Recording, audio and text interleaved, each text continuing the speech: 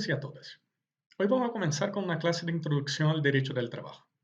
Es muy importante tener ese acercamiento al objeto de estudio de una ciencia para poder conocer mejor qué tipo de objeto está siendo tutelado por las normas jurídicas. En el derecho constitucional, por ejemplo, el objeto de estudio es la Constitución, que se va a dividir en dos partes. Una parte orgánica, donde se va a estructurar y distribuir el poder, y una parte dogmática, donde se establece y institucionaliza los derechos fundamentales. En el derecho civil, por otro lado, tenemos normas que regulan relaciones privadas entre particulares, normas con disposiciones sobre obligaciones, contratos, bienes, sucesiones y familia. En el derecho del trabajo, las normas jurídicas tutelan relaciones de trabajo subordinado entre particulares.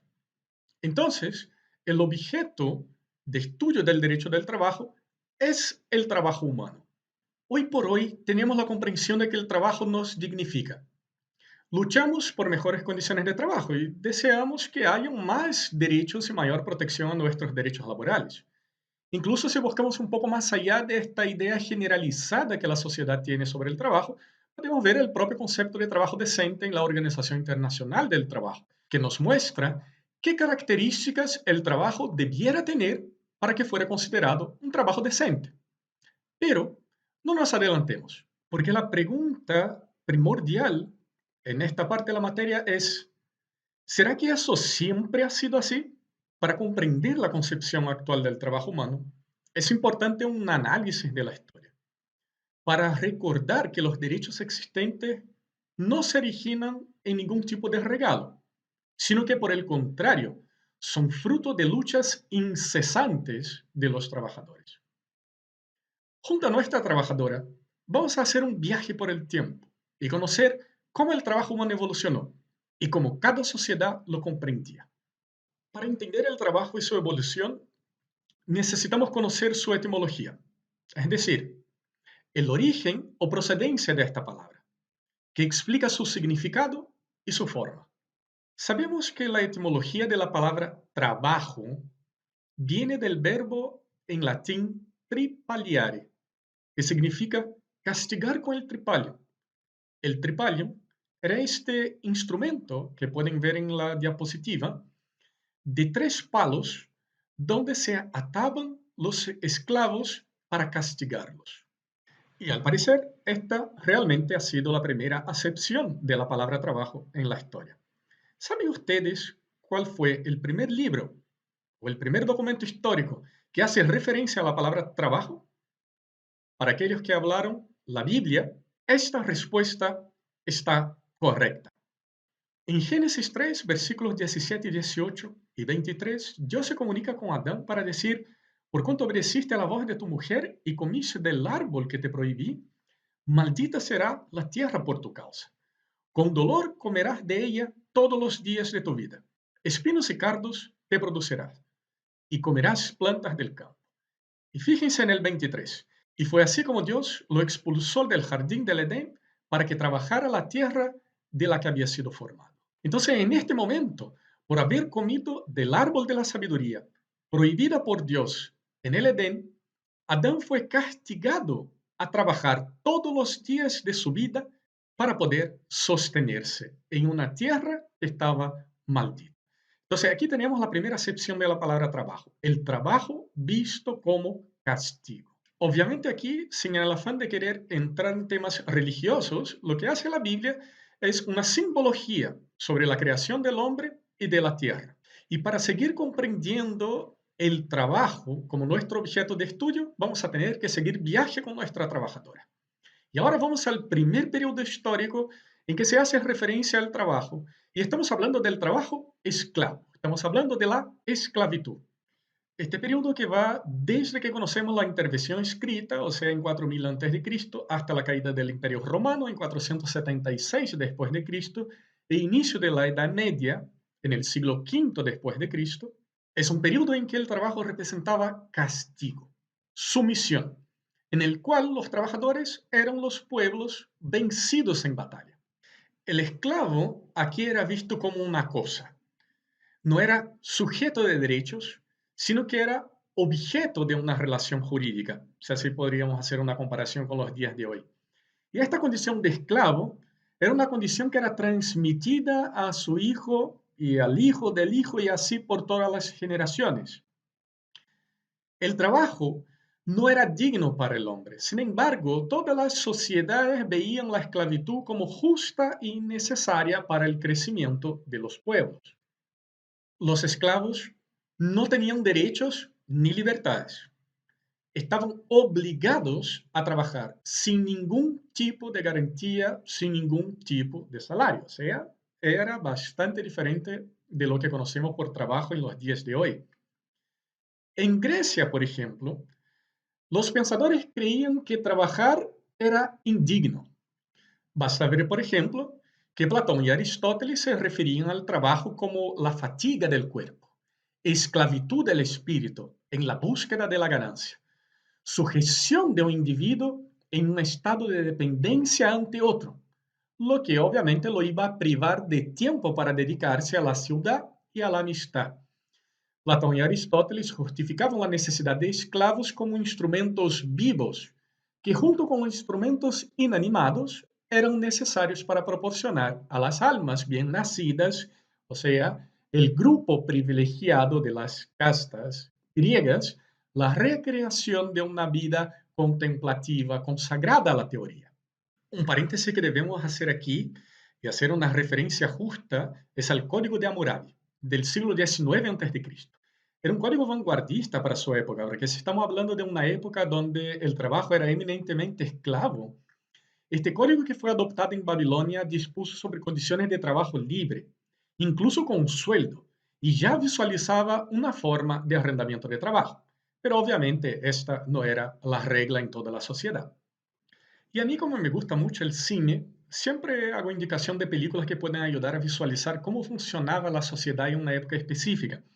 Y hay una película antigua de 1971, dirigida por Roberto Rossellini, que habla de los últimos días de la vida de Sócrates, donde se narra el juicio y su ejecución. El largometraje le muestra dando su discurso en el Ágora y los problemas políticos que le acarrearon entre los ciudadanos.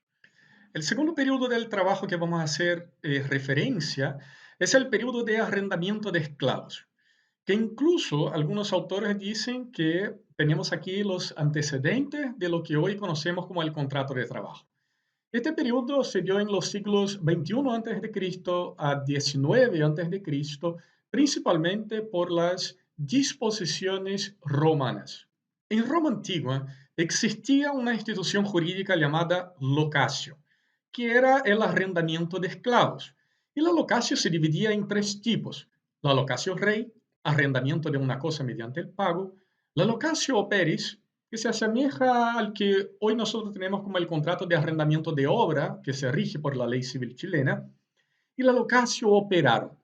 Y esta sí es apuntada por los estudiosos como muy similar al contrato de trabajo, ya que trata de la ejecución de algo en el tiempo independientemente del resultado final. Obviamente, como este es un primer acercamiento a la materia y no tenemos ningún afán de profundizar en el tema de esta institución jurídica romana, no vamos a conversar más sobre el tema, pero les recomiendo que si quieren conocer un poco más sobre la institución de la locatio, pueden verificar el artículo sobre el modelo de contratación de servicios remunerados en el derecho romano, algunos aspectos relevantes de la locatio conductio, que es de autoría de Gonzalo Severín Fuster, que voy a dejar el link en la descripción de este video. Y aquí vamos a seguir nuestro viaje para un nuevo cambio, un tercer periodo. El trabajo humano en el primer periodo se encuentra bajo el régimen de esclavitud, siendo el trabajo libre la excepción, como ya habíamos conversado. Con el feudalismo hubo una evolución en el trabajo humano. Aquí el trabajo deja de ser esclavo y se vuelve servil. Para comprender este cambio, en este tercer periodo, debemos entender que entre los siglos 3 y 7 después de Cristo se inaugura el periodo de invasiones bárbaras. Y con el temor a estas invasiones, la sociedad comienza a organizarse en un sistema feudal. El feudalismo, que fue adoptado en Europa durante los siglos X y XIII, representa el régimen mediante el cual una persona se convierte en vasallo de un señor, prestando servicios con obediencia y asistencia, y a su vez recibe del Señor a cambio protección y sustento.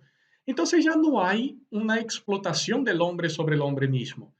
El trabajo servil, aunque sea de forma tenue, tiene cierta bilateralidad. ¿Y qué significa eso? Eso quiere decir que hay una contraprestación por el servicio, una contraprestación por el trabajo del vasallo. A diferencia de la esclavitud, en que el esclavo trabajaba y no recibía nada a cambio, en el feudalismo el vasallo trabaja a cambio de protección y sustento. Sin embargo, aquí cabe destacar que este trabajo no era completamente libre.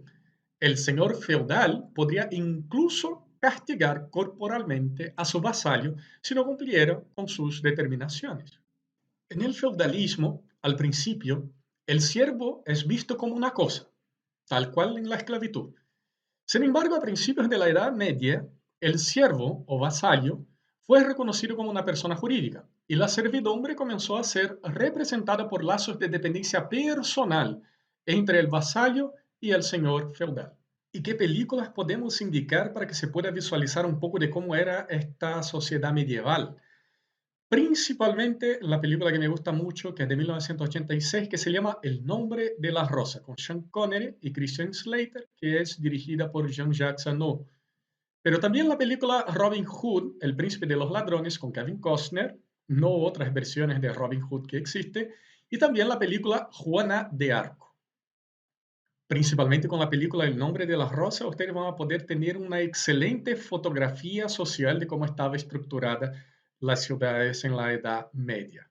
Bueno, y siguiendo nuestro viaje por la historia para conocer un poco más sobre el trabajo, en una sociedad, en un mundo que no es estático, vamos a inaugurar el cuarto periodo sobre el trabajo. Y aquí vamos a hablar un poco sobre las corporaciones de oficio, también conocidas como gremios. Debemos entender que a partir del siglo XI, la sociedad medieval va a comenzar a abrir espacio para una sociedad urbana, fundada en el comercio, que era muy poco presente en la sociedad feudal, porque al final, como eran estructuras cerradas, tenían la producción simplemente para el autoconsumo. Y aquí vamos a tener también la implementación de lo que es conocido como industria rudimentar. Los feudos comenzaron a perder fuerza frente a las cruzadas, pestes e invasiones, facilitando la huida de los colonos, de los vasallos a las ciudades, donde estaban buscando nuevas oportunidades, estaban buscando trabajos. Las corporaciones, en el siglo XII, van a tener raíces históricas en los colegios de Roma y los gremios germánicos. En líneas objetivas, la corporación medieval representaba un grupo organizado de productores con el objetivo de controlar el mercado y la competencia, además de garantizar los privilegios de los maestros, sus líderes, que es lo que va a derivar en un problema futuro y terminar obviamente con esta estructura de las corporaciones de oficio. La organización de las corporaciones de oficio se dividió en tres niveles: aprendices, compañeros y maestros. El aprendizaje era un sistema duro de trabajo. Los maestros imponían a los aprendices un régimen de disciplina de hierro, utilizando en gran medida los poderes que les fueron conferidos por las normas legales de la corporación. Aquí obviamente no estamos hablando de esclavitud, tampoco estamos hablando de servidumbre. Hay la implementación de un nuevo sistema donde las personas que quieren aprender algún tipo de oficio van a las ciudades, se unen a una corporación para poder aprender y un día llegar a ser compañeros para después poder llegar a ser maestros. ¿Y cómo se daba eso?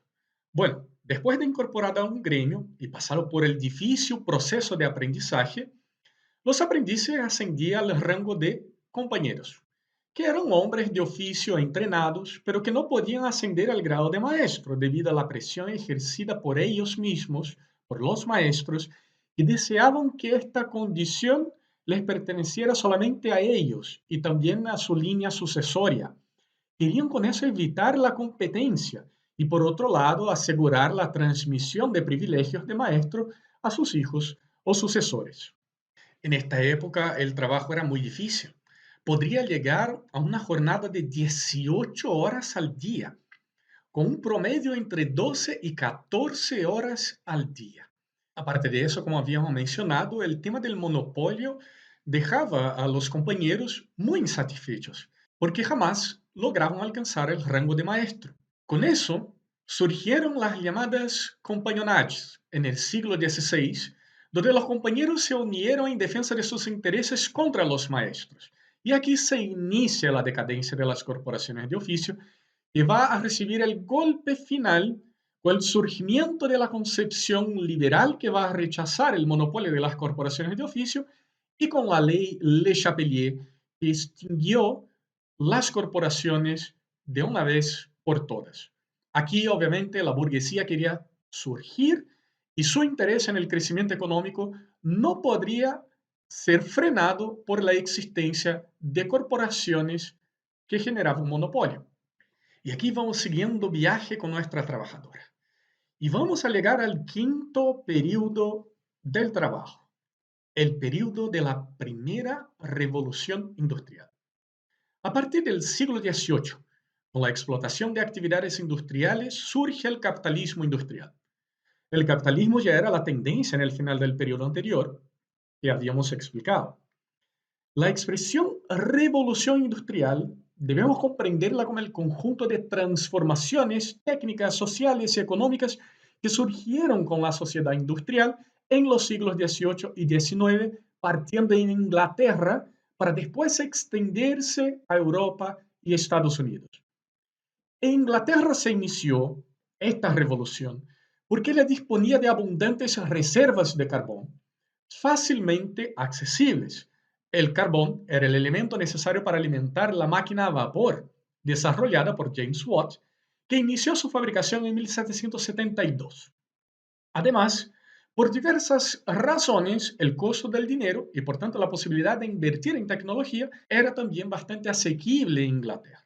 Y aquí quiero hacer un paréntesis para que puedan comprender el escenario actual y también cuando hacemos una referencia a una primera revolución industrial, esta primera revolución industrial es así indicada porque hoy nosotros vivimos la llamada cuarta revolución industrial.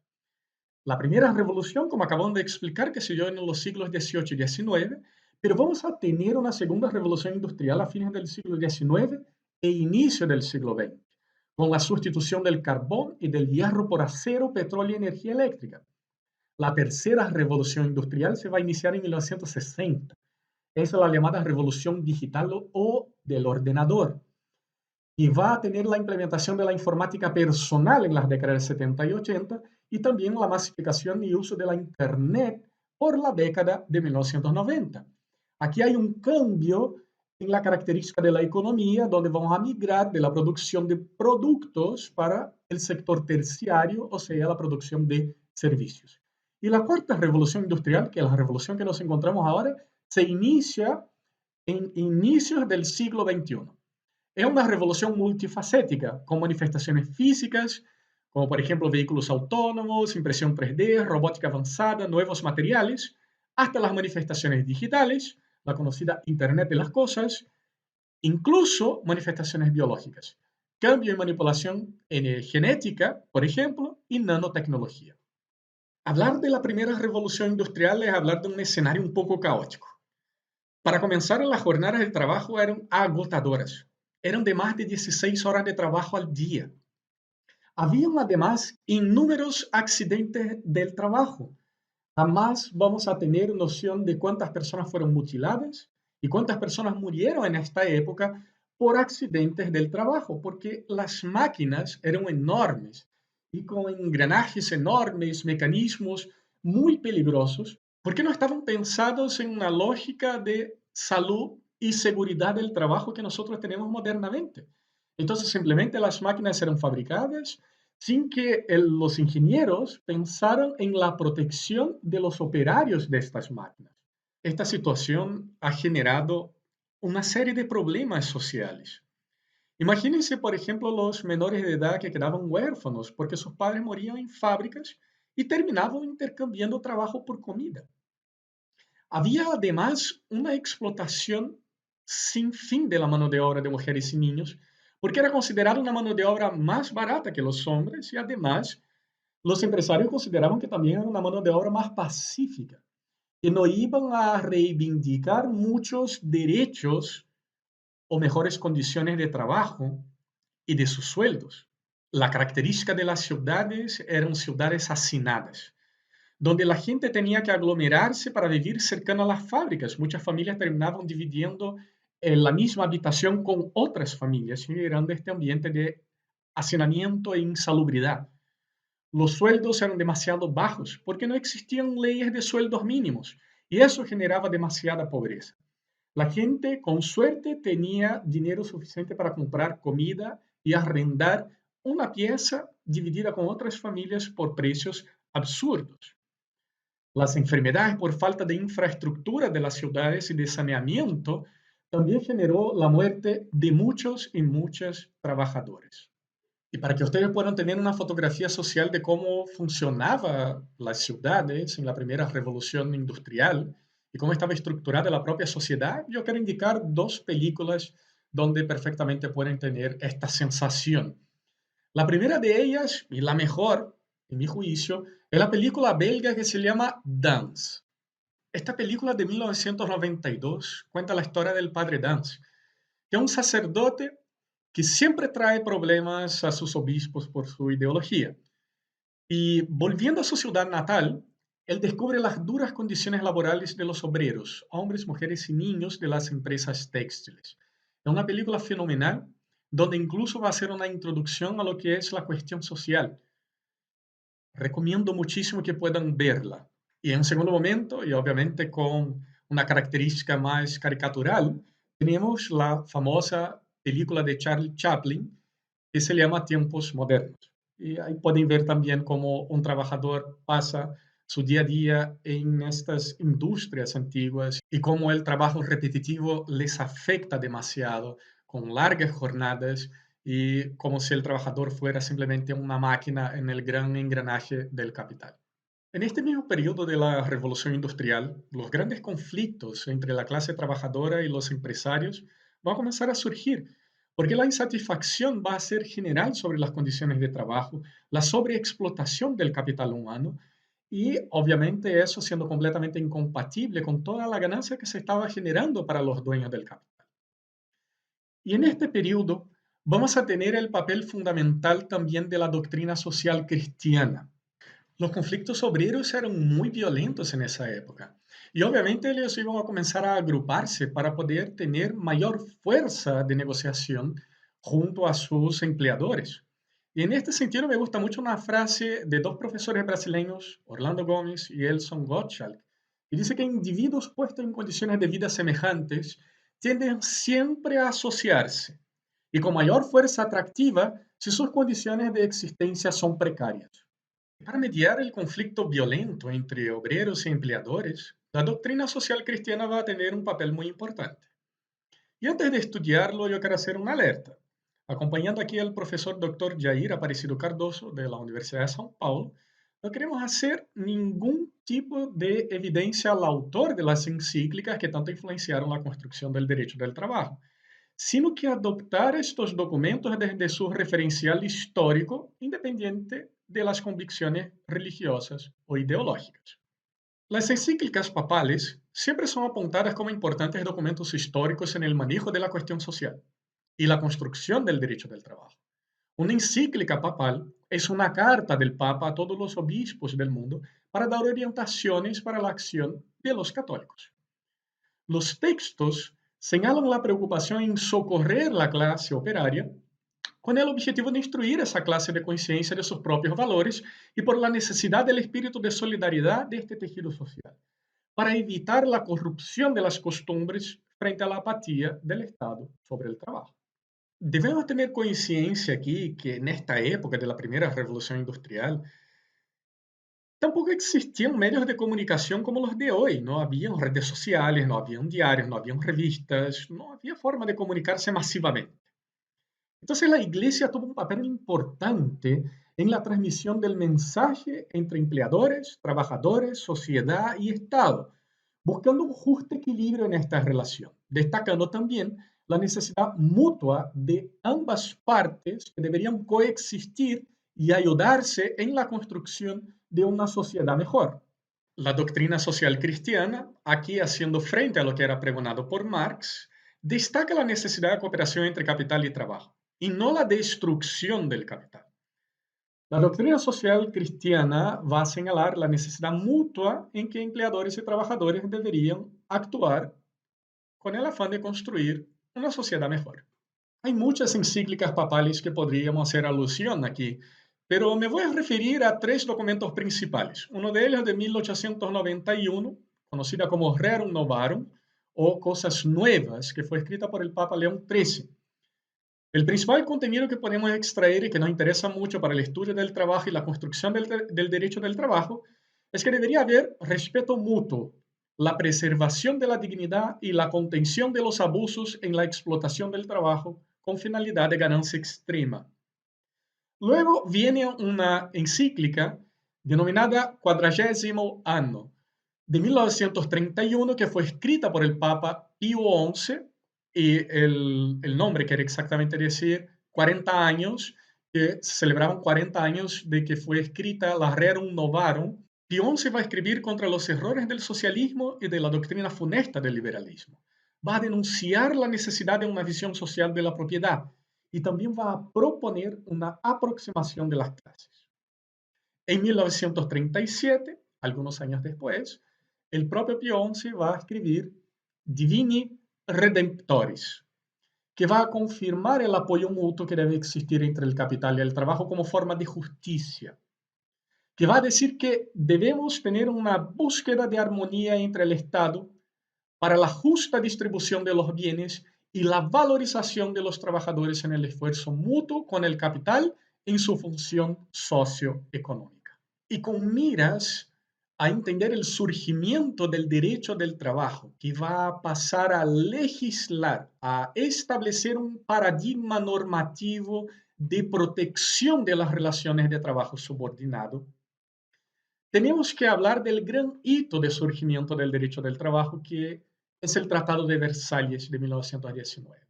Junto a la creación de la OIT, la Organización Internacional del Trabajo, que en el preámbulo de su constitución va a decir que la paz social solo es posible con la justicia social. Y ese es el objetivo primordial del derecho del trabajo: la protección de los trabajadores, la protección de las relaciones jurídico-laborales subordinadas con razones de pacificación social. En el inicio del surgimiento del derecho del trabajo, esta rama del derecho se ocupó de temas tales como los límites en las horas de trabajo, la jornada de trabajo diaria y semanal, el empleo de las mujeres y menores, los accidentes industriales y las enfermedades profesionales. Y como ustedes pueden percibir, eran los principales problemas de la primera revolución industrial. Ya en los años 1930 se empezaron a abordar otros problemas, como por ejemplo el contenido del contrato de trabajo, la remuneración, las condiciones de trabajo, los derechos de trabajadores en su lugar de trabajo y por último la organización y representación de los trabajadores en el lugar de trabajo. La consolidación del derecho del trabajo va a venir post Segunda Guerra Mundial, donde la mayoría de las legislaciones en el mundo va a consolidar este paradigma mínimo de protección a los trabajadores.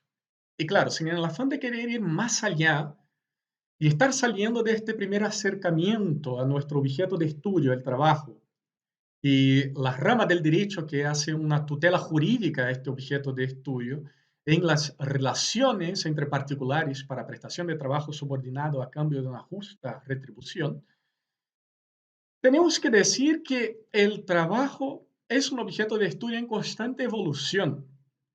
Porque para comenzar, la legislación del trabajo inicialmente estaba pensado por un patrón jerárquico de producción fordista, de organización de trabajo centralizado, que ya no es así. Nuestra organización del trabajo evoluciona y en la tercera revolución industrial, cuando ya tuvimos una migración de la producción de bienes para la producción de servicios, o sea, para el sector terciario, vamos a comenzar a visualizar la descentralización productiva y las normas del trabajo que estaban pensadas para otra forma de organización del trabajo van a comenzar a quedar obsoletas. Basta pensar, por ejemplo, lo que hoy es el teletrabajo o trabajo a distancia. Antes en la organización del trabajo teníamos estudios de tiempos y movimientos para evitar desperdicios. Teníamos una especialización del trabajo donde cada uno hacía solamente una específica tarea en una línea de producción, pero hoy día sabemos que las tareas son cada vez más individualizadas, que siquiera es necesario que todos los trabajadores compartan el mismo lugar de trabajo. Incluso, muchas de esas tareas pueden ser incluso coordinadas electrónicamente o por otros medios telemáticos. Y esta situación claramente va a generar otros problemas diferentes de los problemas que habían sido pensados para esta estructura centralizada de producción y que obviamente el derecho del trabajo va a tener que encontrar nuevas respuestas para estos problemas. Hoy día está quedando, por ejemplo, cada vez más difícil determinar qué se entiende por tiempo de trabajo. El trabajador puede seguir desempeñando funciones incluso fuera del espacio físico de la empresa, desde su propio hogar, a través de teletrabajo. Se puede exigir, por ejemplo, que ese trabajador esté siempre alerta a una demanda de su empleador por un teléfono móvil o a través de aplicaciones como tenemos el WhatsApp y otras redes sociales, el correo electrónico. Hay tantas nuevas oportunidades disponibles también para que el empleador pueda vigilar lo que realmente está haciendo el trabajador, geolocalización, hacer un monitoreo de estos trabajadores a través de cámaras de vigilancia, credenciales electrónicas, detección del correo electrónico del trabajador y visualización del contenido de este correo electrónico, el uso que el trabajador hace de la Internet. Hay otros problemas de orden, por ejemplo, de privacidad, vida privada, honra del trabajador, que pueden ser afectadas por el mal manejo de datos personales de los trabajadores que se pueden recompilar, almacenar e intercambiar hoy a través de la tecnología de Big Data, por ejemplo. Además de eso, han surgido nuevas enfermedades y riesgos laborales que pueden estar relacionados con el uso de tecnologías de la información.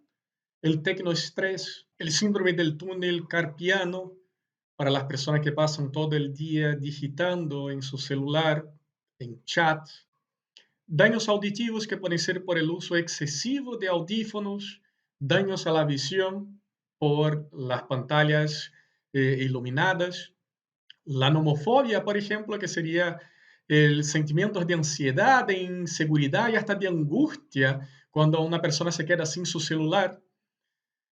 Problemas sociales, de aislamiento social, psicológicos, daños al sistema nervioso, problemas para dormir, también ocasionados por la luminosidad de las pantallas, minutos antes de que nos vamos a acostar.